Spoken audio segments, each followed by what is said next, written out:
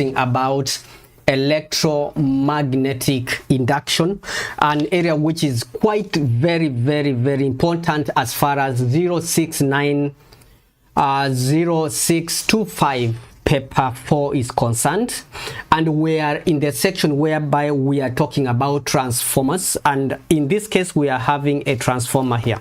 But before that, on this question that we are having at this given point, you are really asked to explain what determines the direction of the direction of the deflection, the direction of the galvanometer. What determines the direction of this galvanometer deflection? What determines this?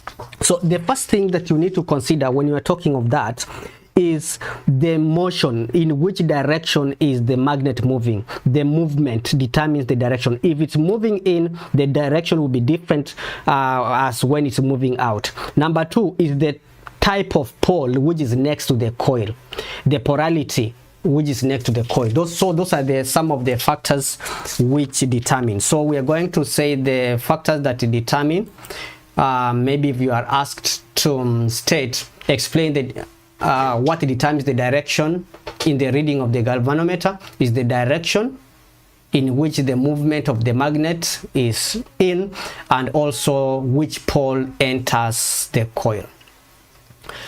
Question number 12 is talking about a transformer. We are told a transformer used to allow lamp of different voltage rating to be operated from a 240 volt main supply that we are having here, because we have W, we have X, Y, and Z. Now,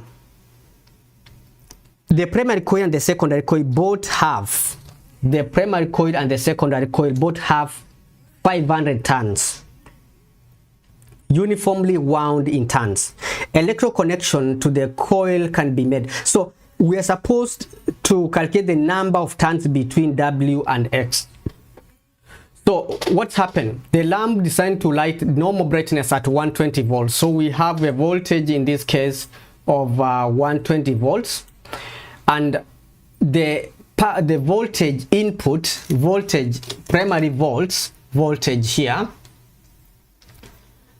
voltage in the primary coil is basically 240. You can see that. But the output voltage is going to be, voltage in the secondary coil is going to be 120. So we are going to use this formula.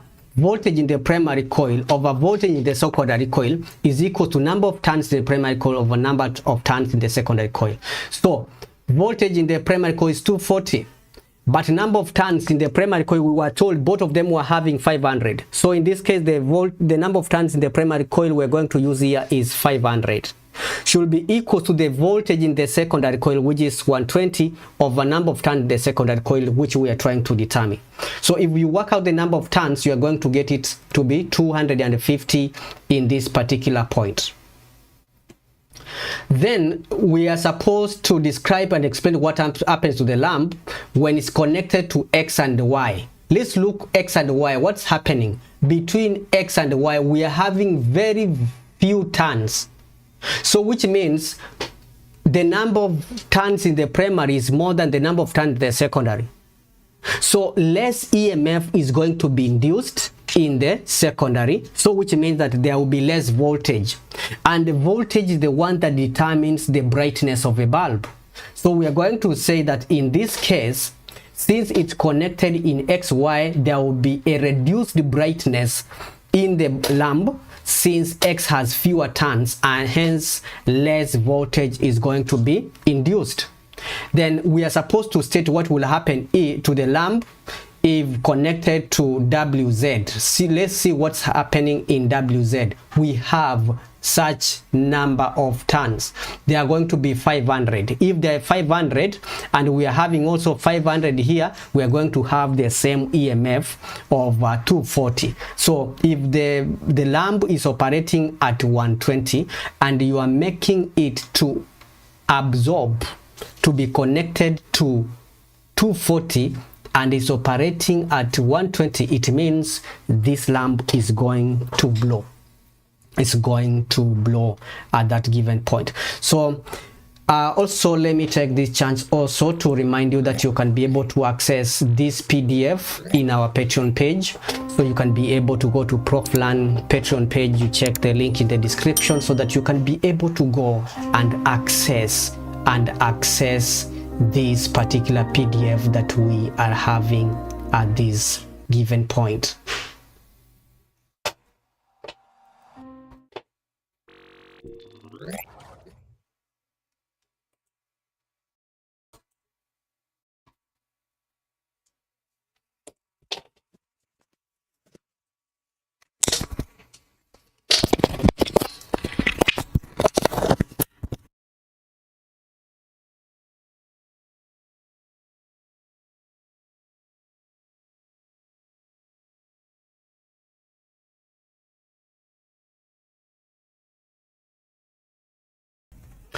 Welcome to another tutorial of Proflearn YouTube channel. In this particular video, we're going to talk about matters electromagnetic induction as far as physics paper 40625 is concerned. If you are new to Proflearn YouTube channel, consider subscribing so that once I'm going to upload the tutorial of space physics, you'll be notified. So let's go and dive in so that we can be able to see exactly what you are supposed to do in this kind of a scenario whenever you are given a question on electromagnetic induction. So looking at this, you see we have one of the questions that was tested in one of the year of IGCSE Physics, this Cambridge. And we have a magnet that is suspended, and which means that the magnet can be able to move up and down, can be able to oscillate. But in the process, the fields of the magnet can be able to cut through the coil. So we are asked to describe and explain what happens to the needle of the sensitive galvanometer. A galvanometer is a device which can deflect or which can move when a current flows through. So we're going to say as the magnet moves up and down, the fields of the permanent magnet are going to cut across the coil. And when this happens, when the fields of a permanent magnet cut through the coil, an EMF is induced inside the coil through electromagnetic induction. So this is the process through which electricity is created. When the fields cut through the coil or cut through the conductor, an EMF, electromotive force, is induced inside that coil or inside that conductor.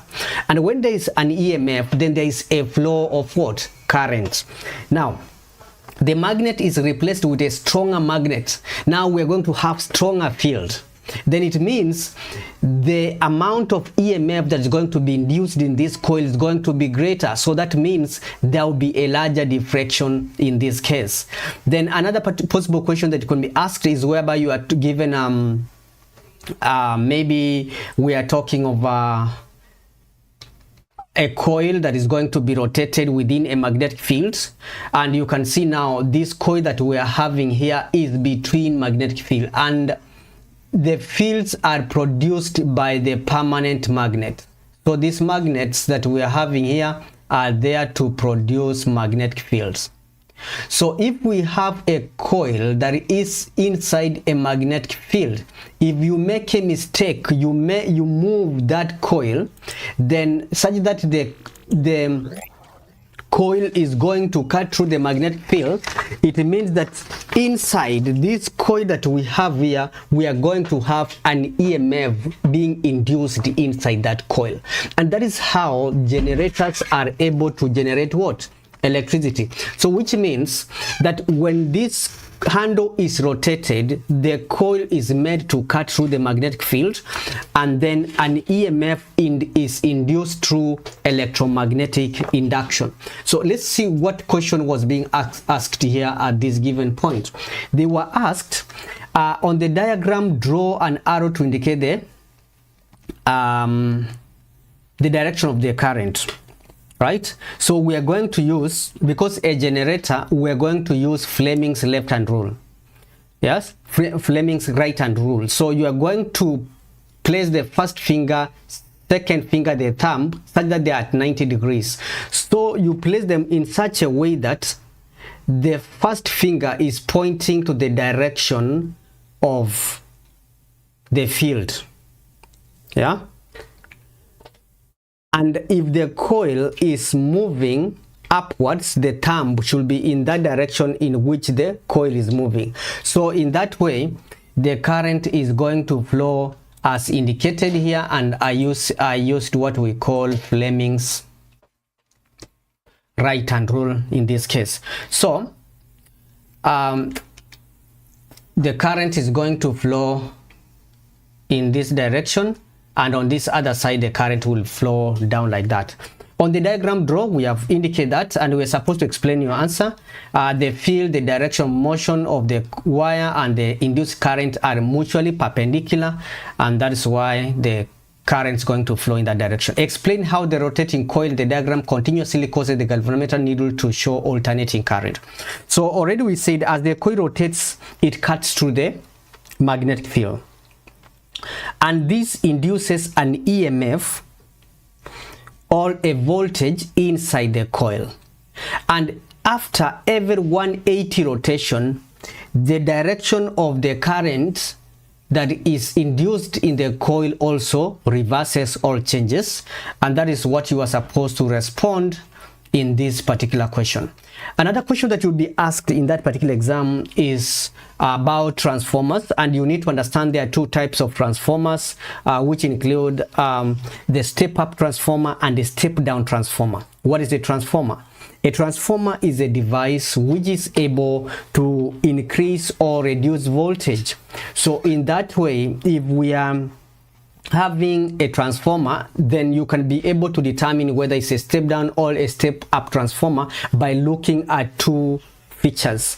You look at the coil. If you have more coils or more turns in the primary coil than the secondary coil, then this is a step down transformer, because this transformer works in a principle that when AC current, when alternating current flows through the primary coil, is going to create magnetic fields which are constantly changing size and direction. When those fields which are created due to the flow of current cut across the primary coil, then less cut across the secondary coil, then less EMF will be induced in the secondary coil. Because we have fewer turns, then less EMF will be induced in the secondary coil. Explain the operation of the basic operation. Explain the operation of a basic transformer. A transformer is made of what? Coil and a soft iron core, because a soft iron core is easily magnetized and demagnetized. So the basic operation of this transformer is that when alternating current flows through the primary coil, that alternating current creates magnetic fields which are constantly changing size and direction. When those fields that have been created cut through the secondary coil, an EMF is induced in the secondary coil, thus making current to flow. Question number 4, we are having a conductor XY, and this conductor is made to move. When it moves, a current is created through electromagnetic induction. So in that way, we are supposed to indicate on the diagram or on the table below, indicate the direction of the movement of it says that on the table below, tick one box to indicate the direction of the movement of the wire X and explain your answer. So we are told that current moves from X to Y.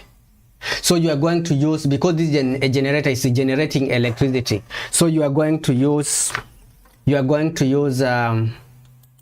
basically you are going to use Fleming's right hand rule. So I'm going to hold my fingers like this, such that the three fingers are at 90 degrees to each other. So if I look at the flow of current here, so I'm going to put such that this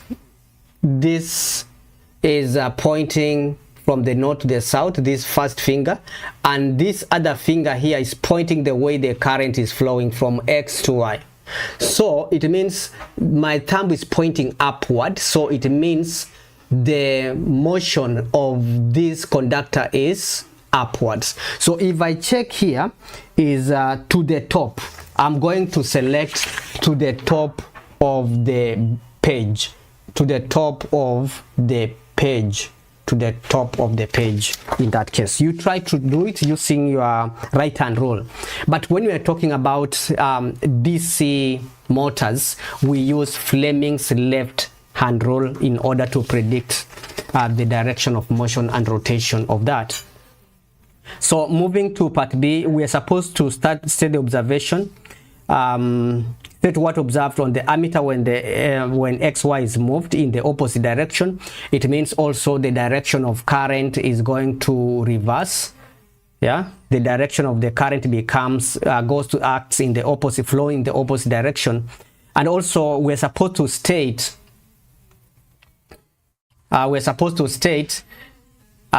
happens, or the observation, when it's moved in the same direction but greater speed. When it's moved in the same direction but a greater speed, the current will be in the same direction but it will be a larger amount of current. So the ammeter is going to show a larger deflection.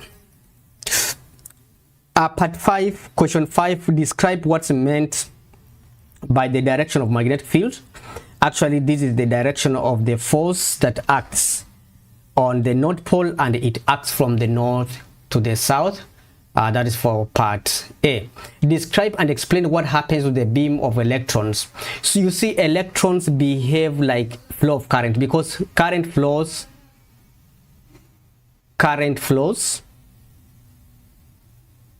which is current flow due to the flow of electrons. So if we are having a beam of electrons, then it indicates that is the same as the flow of what?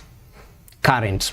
But remember, electrons usually flows in the opposite direction, so we are going to use Fleming's left hand rule, but the current should be, you should position your finger such that the current finger is pointing opposite direction in which the electron flow, because when electron flow, usually current flow in the opposite direction of electrons. So when you are using Fleming's left hand rule to demonstrate that, you have to ensure that your current finger, this one, is pointing opposite to the direction of flow of electrons, and in that way we are going to say the beam deflects into the page, since moving electron constitute a current. According to Fleming's left hand rule, this is going to move into the page. In question number 6, the diagram shows a symbol direct DC.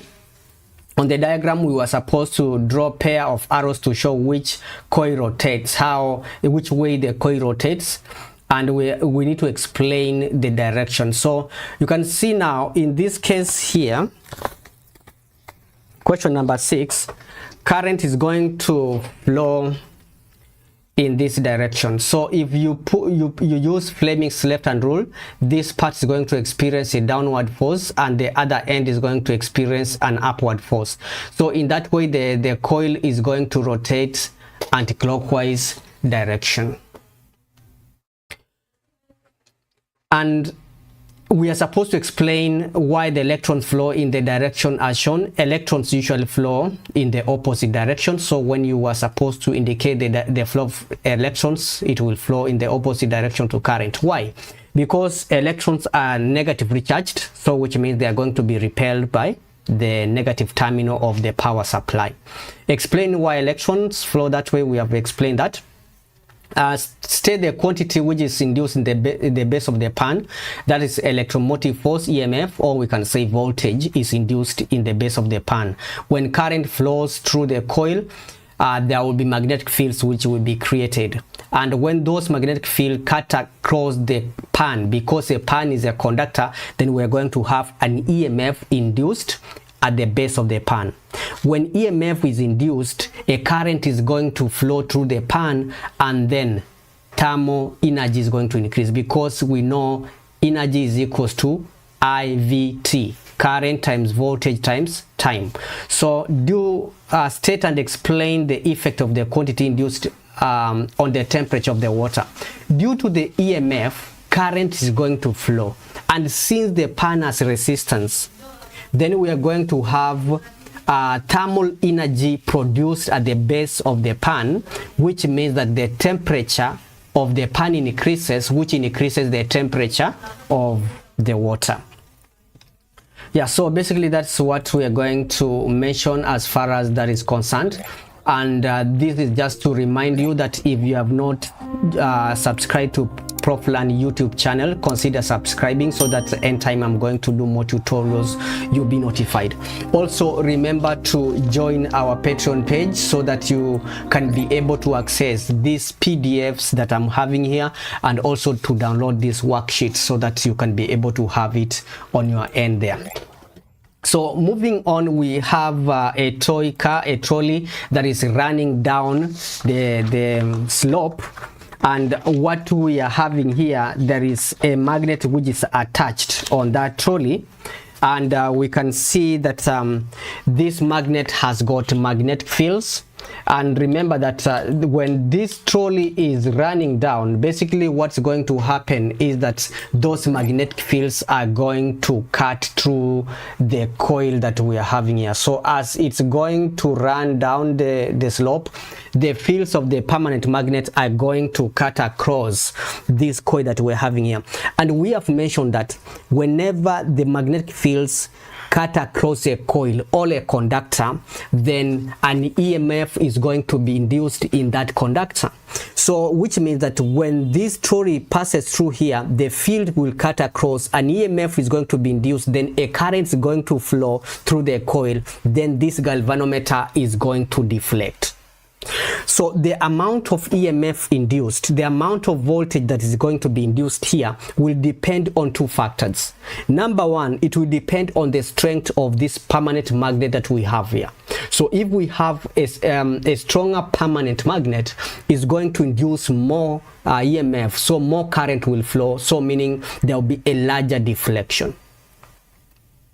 Okay, so also if the trolley moves faster, then it means the magnetic field will cut across very fast, then it means there will be a larger EMF which is going to be induced. Let's look at the question that was asked. State and explain what's observed in the galvanometer.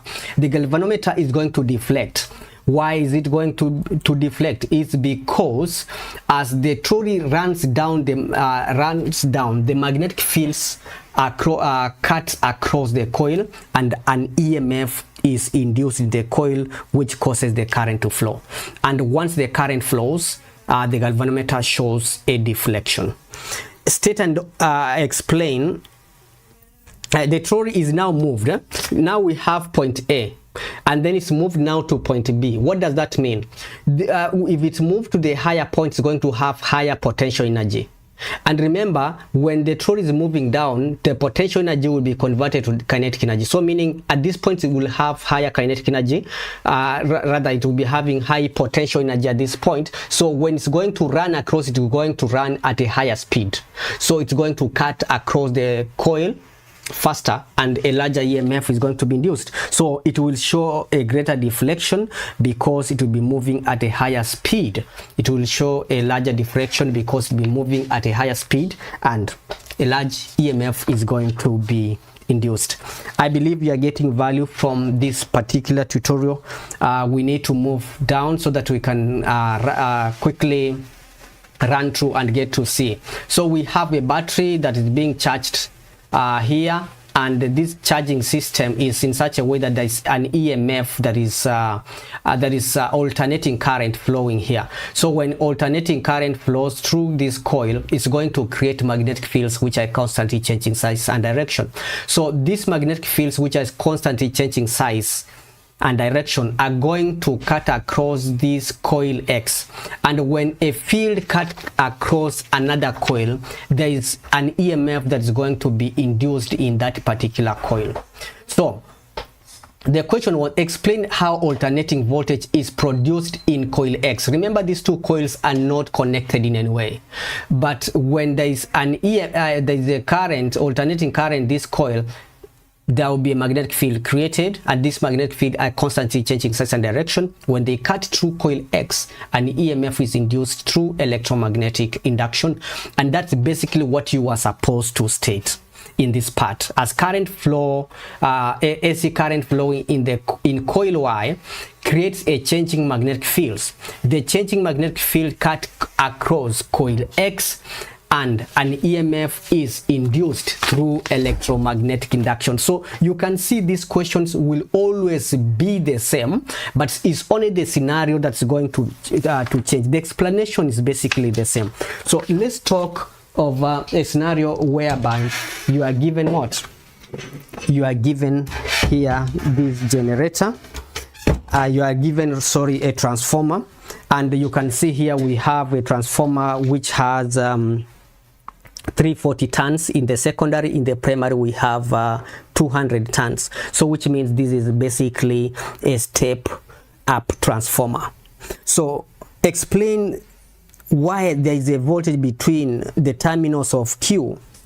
Remember, when AC current is connected here, what's going to happen is that there's going to be magnetic fields which are created in the primary coil, because there is alternating current inside the primary coil.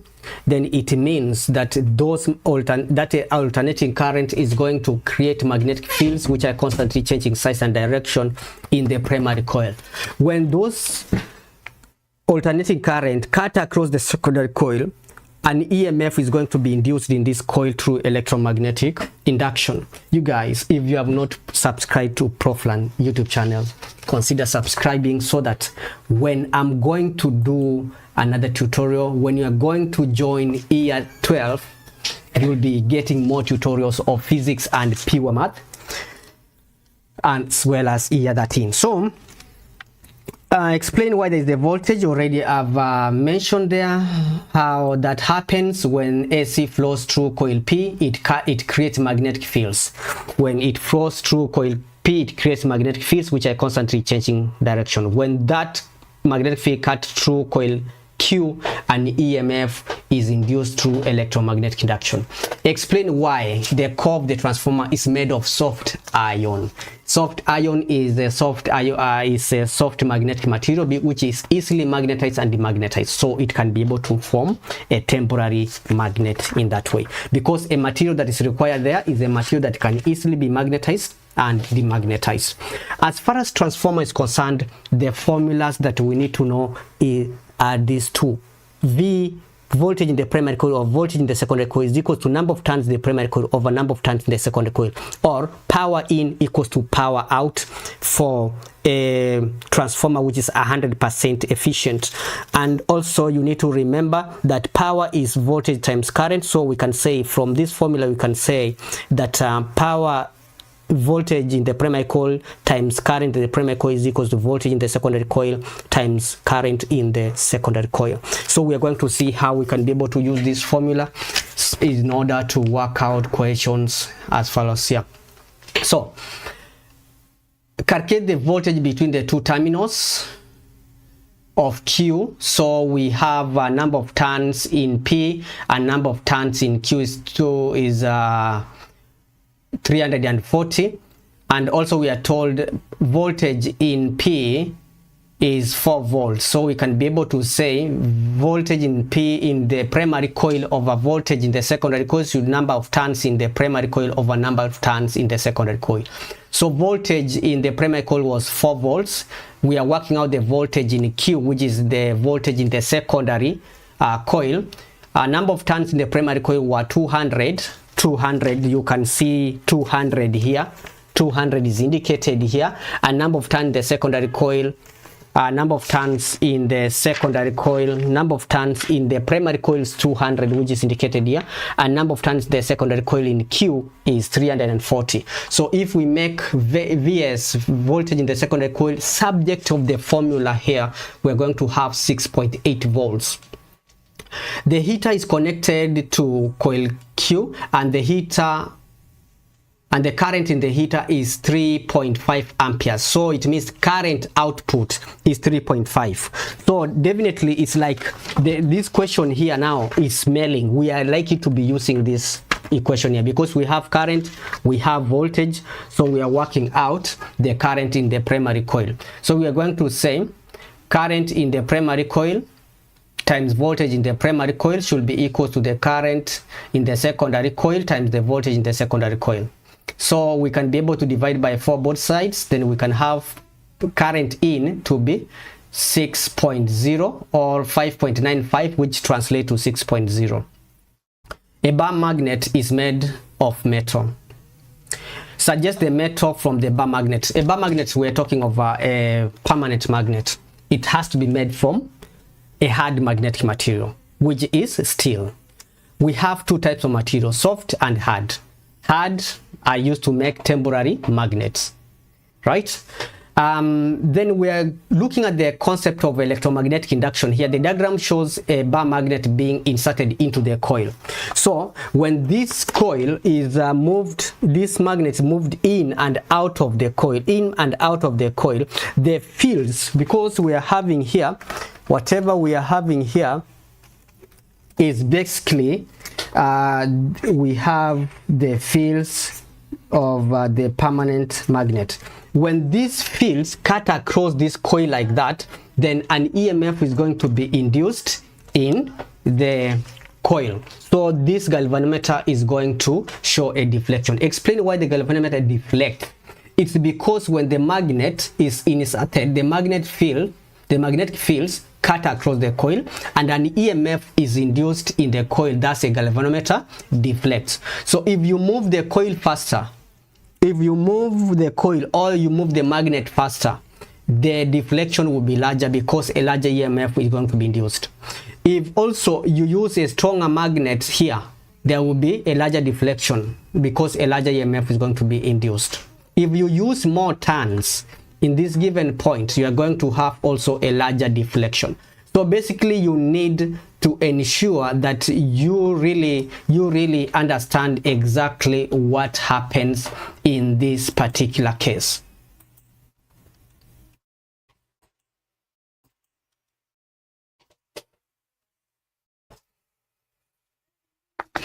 All right, so we really need to move to question number 12. We need to move to question number 12 here. We need to move to question number 12. And question number 12 is about what? Question number 12. What is it all about?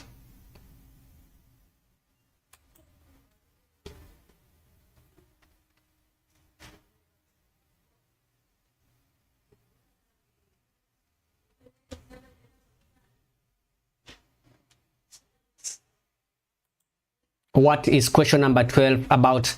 Guys, welcome to this tutorial where we are discussing about electromagnetic induction, an area which is quite very important as far as 0625 paper 4 is concerned, and we are in the section whereby we are talking about transformers, and in this case we are having a transformer here.